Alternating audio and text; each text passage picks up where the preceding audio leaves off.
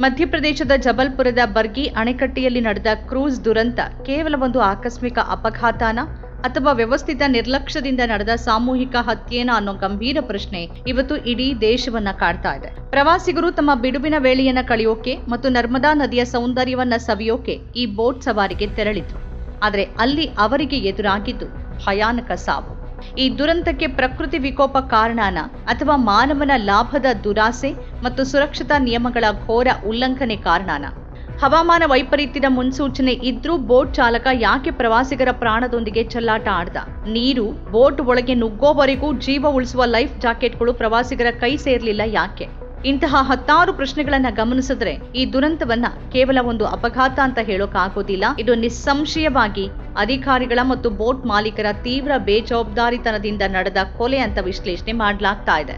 ಪ್ರವಾಸೋದ್ಯಮದ ಹೆಸರಲ್ಲಿ ಸುರಕ್ಷತೆಯನ್ನ ಗಾಳಿಗೆ ತೂರಿ ಅಮಾಯಕರ ಪ್ರಾಣವನ್ನ ಬಲಿ ಪಡೆಯುವ ಈ ಪ್ರವೃತ್ತಿ ಯಾವಾಗ ನಿಲ್ಲತ್ತೆ ಅನ್ನೋದು ಈಗಿನ ಜ್ವಲಂತ ಪ್ರಶ್ನೆ. ಈ ಘಟನೆಯ ವಿವರಗಳನ್ನ ಗಮನಿಸಿದ್ರೆ ಮಧ್ಯಪ್ರದೇಶದ ಜಬಲ್ಪುರದಲ್ಲಿರುವ ಬರ್ಗಿ ಅಣೆಕಟ್ಟೆಯ ಹಿನ್ನೀರಿನಲ್ಲಿ ಈ ಭೀಕರ ದುರಂತ ಸಂಭವಿಸಿದೆ. ಗುರುವಾರ ಸಂಜೆ ಪ್ರವಾಸಿಗರು ಕ್ರೂಸ್ನಲ್ಲಿ ಸವಾರಿ ಮಾಡ್ತಿದ್ದಾಗ ಇದ್ದಕ್ಕಿದ್ದಂತೆ ಬಿರುಗಾಳಿ ಮತ್ತು ಮಳೆ ಕಾಣಿಸಿಕೊಳ್ತು.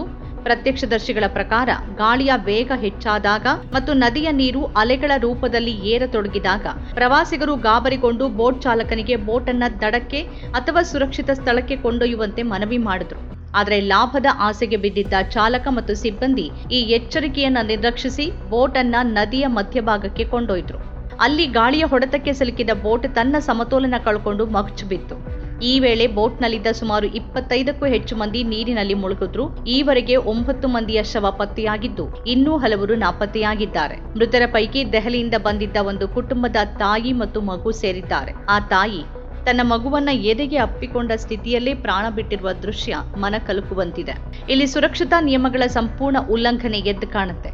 ಬೋಟ್ ಅಥವಾ ಕ್ರೂಸ್ ಸವಾರಿ ಪ್ರಾರಂಭಿಸುವ ಮೊದಲೇ ಪ್ರತಿಯೊಬ್ಬ ಪ್ರವಾಸಿಗನಿಗೂ ಲೈಫ್ ಜಾಕೆಟ್ ನೀಡಿ ಅದನ್ನ ಧರಿಸೋದನ್ನ ಕಡ್ಡಾಯಗೊಳಿಸಬೇಕು ಅನ್ನೋದು ಮೂಲಭೂತ ನಿಯಮ. ಆದರೆ ಇಲ್ಲಿ ಬೋಟ್ ಮುಳುಗಲು ಪ್ರಾರಂಭಿಸಿದಾಗ ಮಾತ್ರ ಹೊಸ ಲೈಫ್ ಜಾಕೆಟ್ಗಳ ಪ್ಯಾಕೆಟ್ ಅನ್ನ ತೆರೆಯಲಾಯಿತು ಅನ್ನೋ ಆಘಾತಕಾರಿ ಸತ್ಯ ಹೊರಬಂದಿದೆ.